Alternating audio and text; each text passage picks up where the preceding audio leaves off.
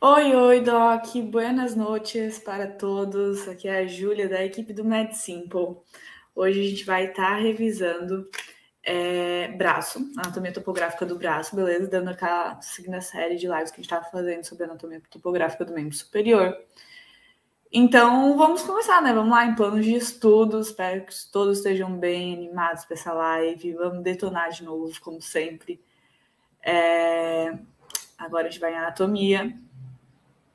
anatomia topográfica, membro superior.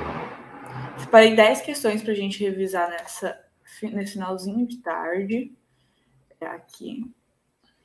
Vamos lá. Bora lá, Doc. Começar? Primeira questão que eu separei para a gente é sobre o manguito rotador. Quais são os músculos? O manguito rotador é um conjunto de músculos no braço que vão estar envolvendo a cápsula articular do ombro, tanto anteriormente quanto posteriormente, quanto superiormente. E o ombro, você lembra que ele é uma articulação que ele possui muita mobilidade, né? Comparado às outras articulações do corpo. Só que quando a gente pensa em uma articulação com muita mobilidade, a gente pensa em uma relação inversamente proporcional com estabilidade, ou seja, quanto maior a mobilidade, menor a estabilidade. Dado isso, a gente precisa de estruturas que estabilizem aquela articulação para evitar a luxação. Então, no ombro, a gente vai ter basicamente o tendão de 4 músculos que vão estar estabilizando ali o ombro para evitar as luxações. Quais são esses 4 músculos, Doc? É isso que eu quero saber. Vamos lá. A gente tem um músculo subescapular, supraespinal, infraespinal e redondo menor. Supraespinal, ó, você lembra? Aqui, se a gente palpar aqui nossas costas, mais lateralmente a gente sente uma estrutura óssea, a espinha da escápula. Superiormente a essa espinha da escápula tem o músculo supraespinal, inferiormente o músculo infraespinal. Abaixo do músculo infraespinal temos o músculo redondo menor, e o subescapular também tem a escápula, né? Aqui tá ela posteriormente, que ela anteriormente, o subescapular está localizado aqui na escápula. Então, são esses 4 músculos que vão estar estabilizando nosso ombro, formando o músculo, a estrutura manguito rotador. Beleza, Doc? Então, nossa alternativa correta é a alternativa A. Fechou, Doc? Vamos lá. Cadê? A anatomia topográfica do braço. Vamos fazer um flashcard. Quais são os músculos que compõem... Tudo errado. Compõem o manguito rotador.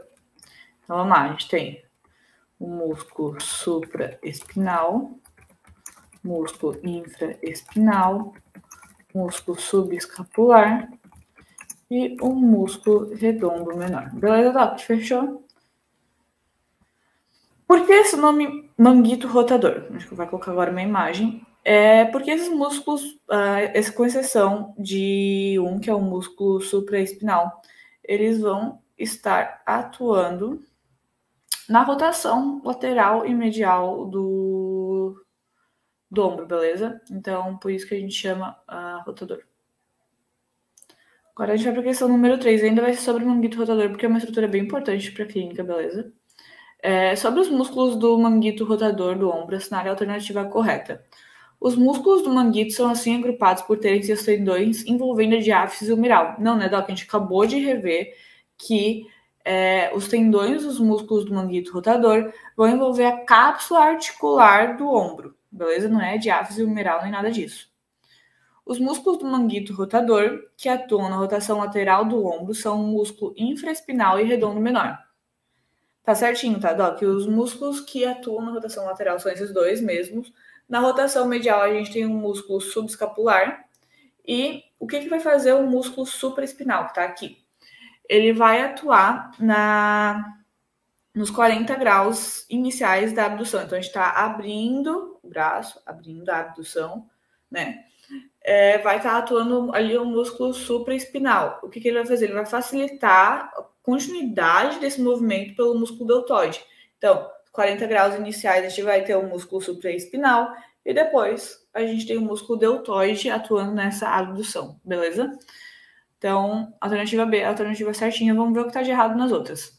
O nervo supraescapular é responsável pela inervação do músculo supraespinal e o nervo infraescapular pelo músculo infraespinal. Não, Doc, vamos rever a inervação dos músculos do manguito rotador. Vamos separar primeiro por funções. A rotação lateral é realizada pelo músculo infraespinal e o músculo redondo menor. O músculo infraespinal é inervado pelo nervo supraescapular. E o músculo redondo menor é inervado pelo nervo axilar, beleza, Doc? Agora, o que realiza rotação medial é o músculo subescapular. E ele vai ser inervado pelo nervo subescapular, o nervo homônimo. E, por fim, o músculo supraespinal, que vai atuar ali nos 40 graus iniciais da abdução, ele vai ser inervado pelo nervo supraescapular. Então, a gente tem dois músculos no manguito rotador que são inervados pelo nervo supraescapular, que é o músculo infraespinal e o músculo supraespinal, beleza, Doc? Então, ela está errada por causa disso. O músculo supraespinal é responsável pelo movimento de abdução acima de 45 graus. Não, né, Doc? É abaixo dos 45 graus através do músculo... Isso, o músculo supraespinal é abaixo dos 45 graus e acima dos 45 graus, 40, 45 graus, é o músculo deltoide. O nervo axilar é responsável pela inervação do músculo subescapular. Ok, tá erradinho, né? O qual é responsável pelo movimento de rotação lateral do ombro. A rotação lateral tá certo, mas o músculo subescapular é inervado pelo nervo subescapular, o homônimo. Então, errado. Então, a alternativa B era a nossa alternativa certa. E agora a gente faz o flashcard. Vamos revisar tudo nesse flashcard, beleza? Desde a função e da inervação de cada um dos músculos. Qual a inervação e função de cada músculo do manguito rotador? Vamos lá. Eu vou fazer o mesmo jeito que a gente está fazendo antes, rotação medial. A gente tem dois responsáveis. O músculo infraespinal, que ele é inervado pelo nervo supraescapular, e o músculo redondo menor, que ele é inervado pelo nervo axilar. Agora, rotação lateral, a gente tem o músculo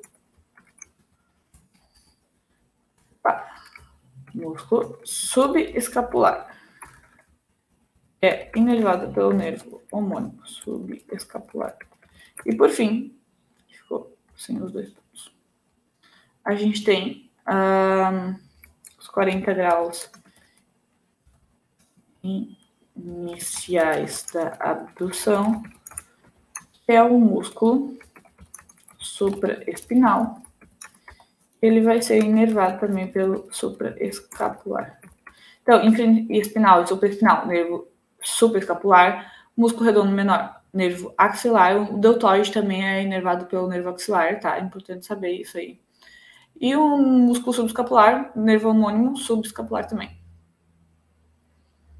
Fechou? Bora colocar a imagem. E agora a gente terminou de revisar o manguito rotador. A gente vai para as articulações do ombro, beleza, Doc? Vamos lá. 5. Sobre a articulação externo-clavicular, assinale a alternativa incorreta. Então, antes da gente fazer a questão, porque é uma questão bem, direto ao ponto, vamos revisar e depois a gente vê o que está errado, beleza? A articulação externo-clavicular é uma articulação sinovial, celular e biaxial, ou seja, ela vai realizar dois movimentos, dois eixos de movimento. Quais são esses dois eixos de movimento? Elevação e depressão, aqui, né, da articulação, e protração e retração, beleza, Doc? Então, elevação, depressão, protração e retração. O que a gente também precisa saber? Primeiro, quais estruturas que estão envolvendo, né? Que é a extremidade external da clavícula, aqui, e a incisura clavicular do manúbrio external, beleza? Então, eu acho que era isso que a gente precisava saber. Fica entre o esqueleto axial e o membro superior, tá certinho, né? É a estrutura que vai fazer essa ligação entre o esqueleto axial, que tá no áxis, no centro do corpo, com o membro superior, com os nossos membros. Então, perfeito. Então, agora a gente vai ver agora o que está incorreto, né? É uma articulação axial. A gente acabou de ver que é uma articulação biaxial, Doc. Então, essa ali é a alternativa errada.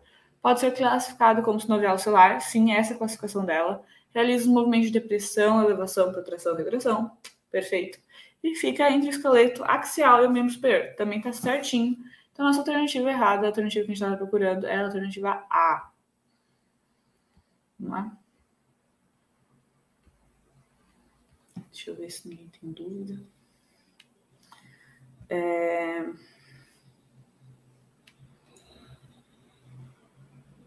Vamos colocar aqui. A articulação externo-clavicular é uma articulação... A gente vai ocultar palavras nesse flashcard, beleza? Fechou, então. E biaxial, realizando os movimentos de elevação e depressão e protração e retração. Agora, uma parte que não estava na questão, mas eu quero que vocês lembrem, tá? É formada pelos seguintes elementos articulares: pontos disco articular, ligamento externo clavicular anterior e posterior, ligamento interclavicular, ligamento costo-clavicular. Ok, Doc? Vamos lá. Vou tentar mostrar isso com imagem aqui rapidinho, para vocês explicar essa parte dos ligamentos. Cadê? Aqui. Vamos ver se está aparecendo. Ah, não vai aparecer. Então, eu vou explicar de outro jeito. Vou explicar aqui com a minha caneta para vocês. O disco, digamos que aqui está a clavícula, tá, Doc? E aqui é o manúbrio. Aqui está a clavícula, manúbrio. Vamos lá. O disco articular vai estar entre a clavícula e o manúbrio, tá? Para ajudar ali na articulação, no movimento da articulação. O ligamento externo clavicular anterior vai estar aqui. Então, digamos que aqui está a clavícula. O ligamento externo clavicular anterior vai estar aqui. O ligamento externo clavicular posterior aqui. O ligamento interclavicular, ele vai estar superiormente ao manúbrio, unindo as clavículas. E o ligamento costo-clavicular, ele vai estar vindo aqui das costelas para manter a estabilidade dessa articulação, beleza, Doc? Então, agora a gente vai ocultar as palavras. É uma articulação. Acho que faltou sinovial e celular, né? Sinovial e celular. Sinovial, celular.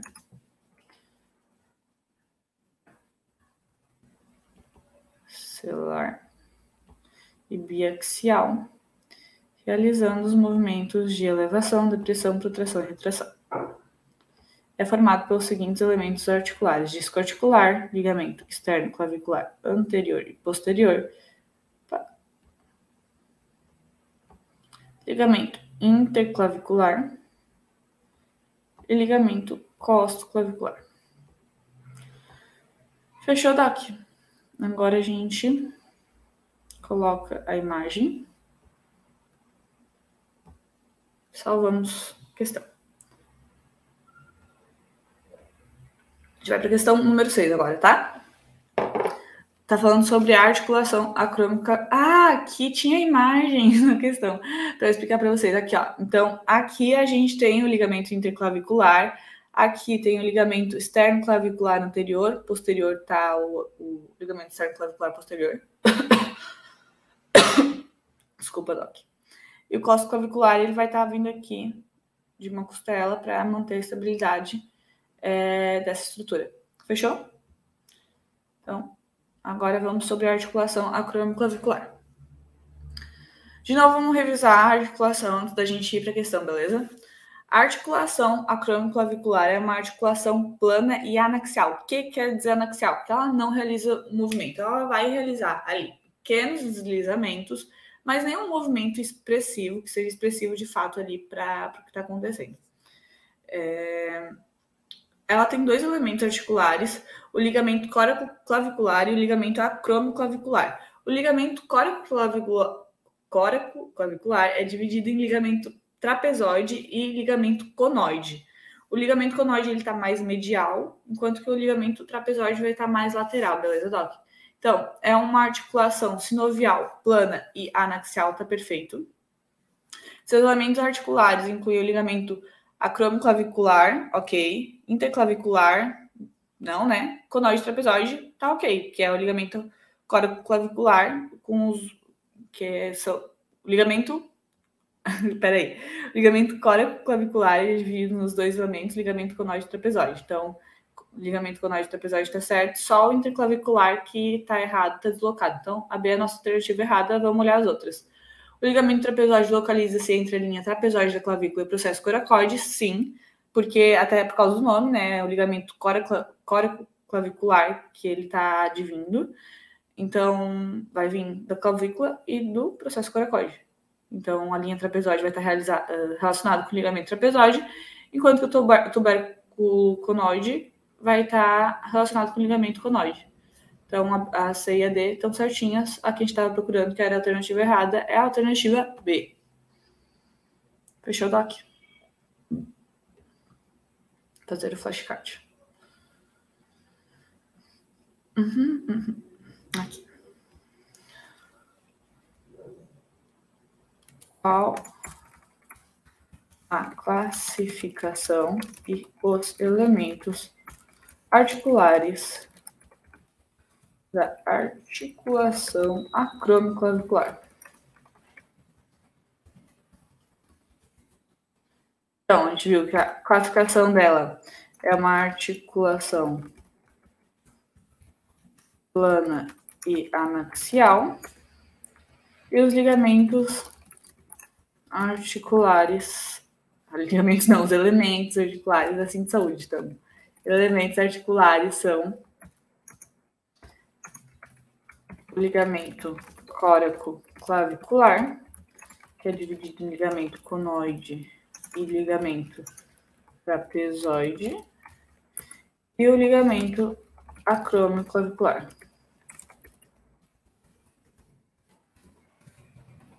Fechou, Doc? Agora a gente coloca a imagem. E vamos para a próxima questão, que é a questão número 7. Agora é a articulação glenohumeral que a gente vai estar revisando, tá, Doc? De novo, ele está pedindo a alternativa incorreta, então vamos revisar antes da gente entrar na questão, beleza? Só um minutinho. Vamos lá. A articulação glenohumeral é uma articulação sinovial, esferoidal e triaxial.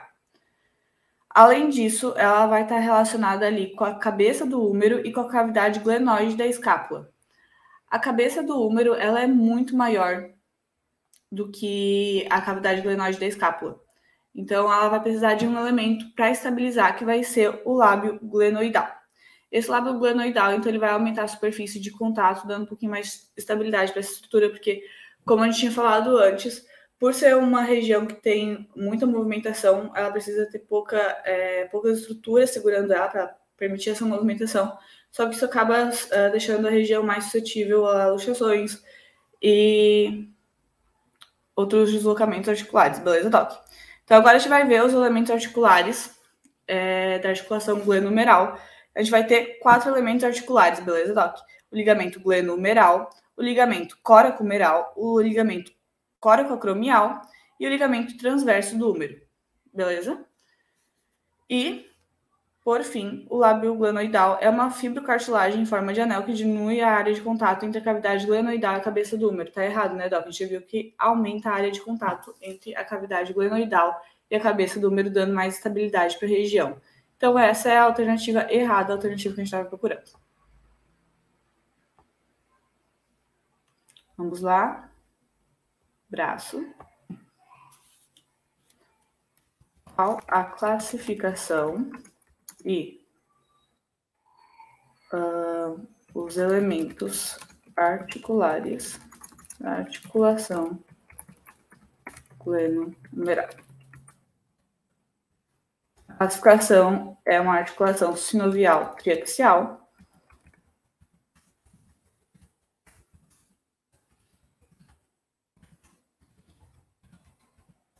E os elementos articulares são o ligamento glenohumeral, o ligamento coracoacromial, o ligamento coracohumeral,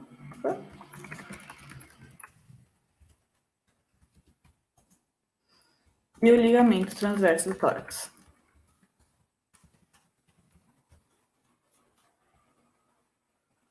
Deixa eu dar aqui. Vamos lá. Aqui.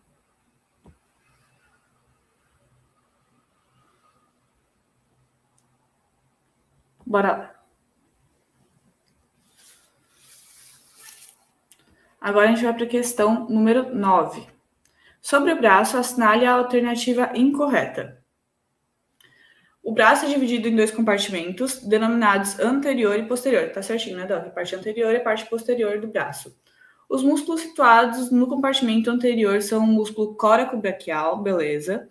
Músculo bíceps braquial e músculo braquial, enquanto que o músculo do compartimento posterior é o músculo tríceps braquial. Também tá perfeito, Doc. O músculo bíceps braquial pode auxiliar no movimento de flexão do ombro e na articulação do cotovelo atua em dois movimentos. Ele é o principal supinador e é auxiliar da flexão da articulação. Doc, isso eu quero que você se lembre. Essa alternativa está certa, mas eu quero que você fixe essa informação.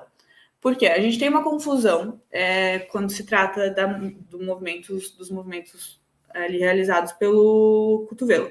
Por quê? O músculo bíceps braquial ele vai ser, no cotovelo, o principal supinador. Supinador. Ele está fazendo esse movimento aqui, beleza, Doc? Entretanto, ele vai ser um auxiliar da flexão. O principal músculo responsável pela flexão do cotovelo vai ser o músculo braquial, tá, Doc? Não confunde. Às vezes a gente fica naquela ideia de academia que o bíceps braquial vai atuar na flexão, no movimento. Não. O bíceps braquial é o principal na supinação e ele vai atuar como um auxiliar da flexão e não como o principal músculo responsável pela flexão, tá, Doc? O principal da flexão do cotovelo é o músculo braquial. Então, eu acho que você está certinha. O principal músculo flexor do cotovelo é o músculo coracobraquial. Não, né, Doc? A gente acabou de ver que é o músculo braquial. Então, essa aqui é a alternativa incorreta. Bora fazer o flashcard. Quais são os músculos do braço e suas funções? Vamos lá. A gente tem o músculo coracobraquial. Ele vai atuar na flexão e adução. O músculo bíceps no cotovelo, tá? O músculo bíceps braquial. Ele vai ser o principal supinador e auxiliar da flexão. O músculo braquial vai ser o principal flexor. E por fim, a gente tem o músculo tríceps braquial, que a gente não estava falando ali. Mas ele vai atuar na extensão, tá, Doc? Então, os músculos do compartimento anterior atuam principalmente na flexão, enquanto que os músculos do compartimento posterior, ou seja, tríceps braquial, vai atuar na extensão, beleza? Além disso, só um detalhezinho, enquanto a gente fala aqui, a cabeça longa do tríceps braquial, ela também vai atuar no ombro, e no ombro ela vai atuar também na extensão. Só que as outras cabeças não fazem isso. Então, só a cabeça longa do músculo tríceps braquial que vai ter duas ações ali, tá? Vamos lá. Acho que é aqui.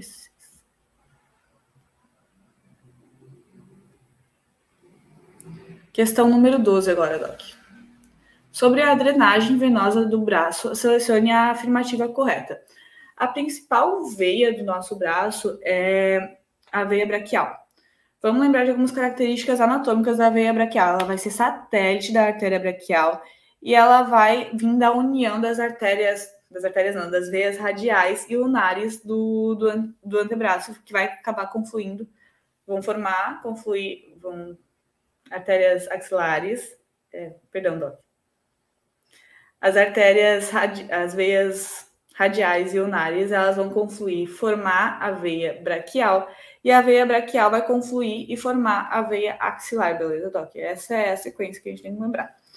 Ela vai ter ramos, que são ramos satélites também da artéria braquial, que vão ser as veias braquiais profundas e as veias colaterais unares superior e inferior. Mas não precisa lembrar, é muito específico, tá? Então vamos ver a questãozinha. As duas veias profundas principais do braço são as braquiais, satélites da artéria axilar. Perfeito. As veias braquiais se formam pela união das veias unares com as veias radiais. Também tá perfeito, né, Doc?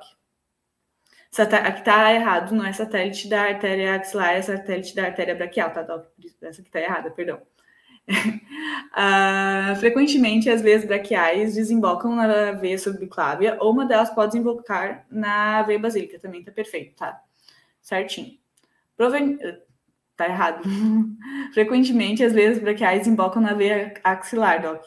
Às vezes, temos as variações anatômicas que elas podem acabar desembocando na veia basílica, mas a veia braquial desemboca na veia axilar e ela é satélite da artéria braquial, não é satélite da artéria axilar, tá? Vamos lá. Proveniente da rede venosa palmar superficial da mão, a artéria basílica, a veia basílica, eu acho, a partir do terço médio do braço também tem um trajeto profundo, situando-se lateralmente ao músculo bíceps braquial. Não, Doc, tá errado. Ela tem, a partir do terço médio, ela vai ter um trajeto medial ao músculo bíceps braquial, tá, Doc? Então, vamos lá. A B é a correta, que a gente tinha visto antes. E agora a gente vai para a anatomia topográfica. Ocultar as palavras, beleza? A principal veia profunda do braço é a veia. São as duas veias braquiais, satélites da artéria braquial e correspondem à união das veias radiais e unares do antebraço. Elas confluem para a veia axilar. Beleza? Então, aqui a gente vai ocultar satélites da artéria braquial correspondem à união das veias radiais e unares do antebraço. Elas confluem para a veia axilar. Perfeito. Bora lá, a gente coloca a imagem agora. Aqui.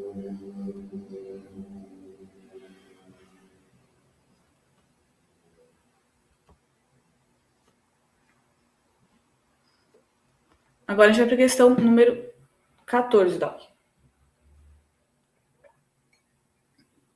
Dos músculos a seguir, qual não é inervado pelo nervo músculo cutâneo? Então, Doc, o nervo músculo cutâneo, lembrando que ele vem lá do fascículo lateral do plexo braquial, ele vai estar inervando todos os músculos do compartimento anterior. A gente acabou de relembrar quais são os músculos do compartimento anterior, que é o músculo bíceps braquial, o músculo braquial e o músculo córaco braquial. O músculo tríceps braquial é o músculo do compartimento posterior. E o compartimento posterior é inervado pelo nervo radial, beleza, Doc? Então, o único que não é inervado pelo nervo músculo cutâneo aqui é o tríceps braquial, que é inervado pelo nervo radial. Bora lá. Qual a inervação dos músculos do braço? Então, os músculos do compartimento anterior vão ser inervados. Então, aqui a gente tem o músculo bíceps braquial, músculo braquial e músculo córaco braquial. Vão ser inervados pelo nervo músculo cutâneo. E os músculos do compartimento posterior, que é o músculo tríceps braquial vai ser inervado pelo nervo radial. Fechou, Doc? Bora lá, estamos quase acabando. Aqui. Agora a gente vai para a questão número 20, tá, Doc? A gente vai falar agora um pouco sobre a articulação do cotovelo. Ela é capaz de realizar os movimentos de flexão, extensão, pronação e supinação. Sobre esses movimentos, assinale a alternativa correta. O músculo bíceps braquial... Vamos revisar antes, porque é uma questão meio comprida e eu gosto de revisar antes da gente fazer. O músculo bíceps braquial, e a gente acabou de ver que ele é o principal supinador e ele é auxiliar na flexão. Então, ele não é o principal flexor da articulação do cotovelo.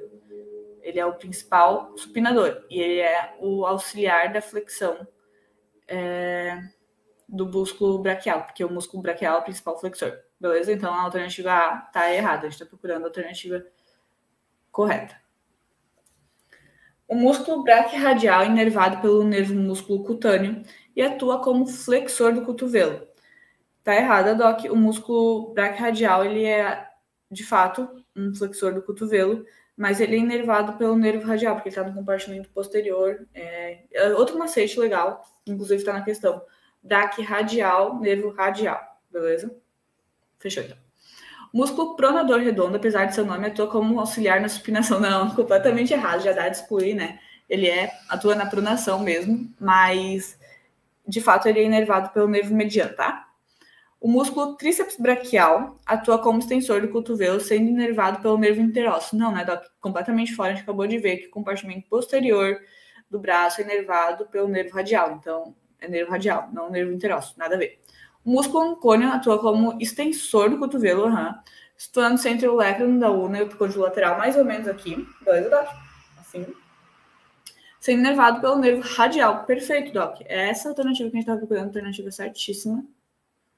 Ó, comentário. Agora a gente faz um flashcard. Quais são os músculos do cotovelo e sua função? Atuam no cotovelo. Então, a gente tem o músculo bíceps braquial, principal flexo supinador e auxiliar na flexão. O músculo braquial, que ele é o principal flexor.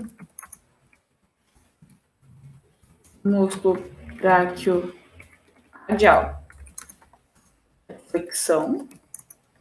O músculo tríceps braquial, que é extensão. E o músculo ancônio, por fim, também extensão. Fechou, Doc? Eu só não vou colocar o músculo pronador, porque ele tá no antebraço. E o antebraço a gente vai revisar melhor na próxima live.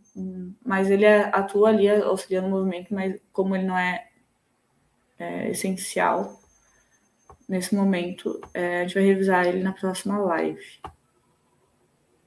Foi sênior ancônio, mas tudo certo. Então era isso, Doc. A gente vai agora revisar os flashcards que a gente fez agora. Cadê? Braço, aqui. Qual a inervação e função de cada músculo do manguito rotador? Então, a rotação lateral, você lembra, Doc, que é o músculo infraespinal e o músculo redondo menor. O músculo infraespinal é inervado pelo supraescapular e o músculo redondo menor, ele é inervado pelo nervo radial. Agora, a rotação medial, a gente tem o músculo subescapular, que é inervado pelo nervo homônimo, o nervo subescapular. E, por fim, os 40 graus da abdução é feito pelo músculo supraespinal, que é inervado também pelo nervo supraescapular. Qual a inervação dos músculos do braço? Então, músculos do compartimento anterior, músculo córaco-braquial, bíceps braquial e braquial, são inervados pelo nervo músculo cutâneo. Os músculos do compartimento posterior, que no caso seria o músculo tríceps braquial, são inervados pelo nervo radial. Fechou, Doc? Ó. Quais são os músculos que atuam no cotovelo e a sua função? Então, a gente tem o músculo bíceps braquial, que ele é o principal supinador e auxiliar na flexão. O músculo braquial, que é o principal flexor. O músculo braquioradial também, que atua na flexão. E o músculo tríceps braquial e o músculo ancônio, que atuam na extensão.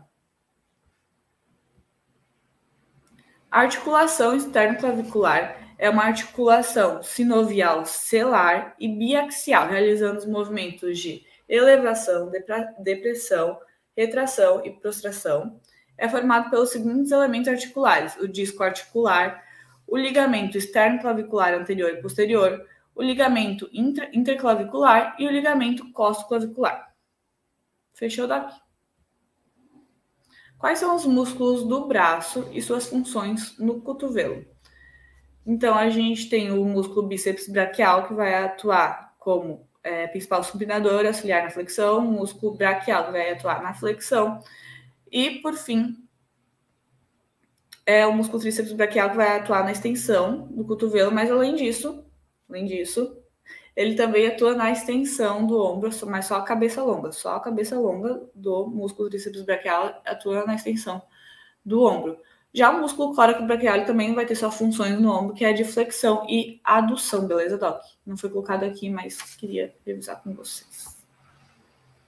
Quais são os músculos que compõem o manguito rotador? Você lembra? São 4. Supraespinal, infraespinal, músculo redondo menor e, por fim, o subescapular.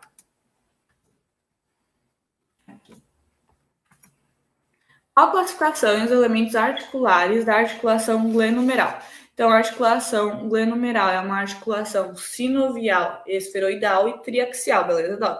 Quais são os elementos? A gente tem o ligamento glenohumeral, o ligamento córaco-humeral, o ligamento córaco-acromial e, por fim, o ligamento transverso do húmero. Também tem uma estrutura muito importante que a gente tem que lembrar, que é o lábio glenoidal, vai atuar ali aumentando a superfície de contato.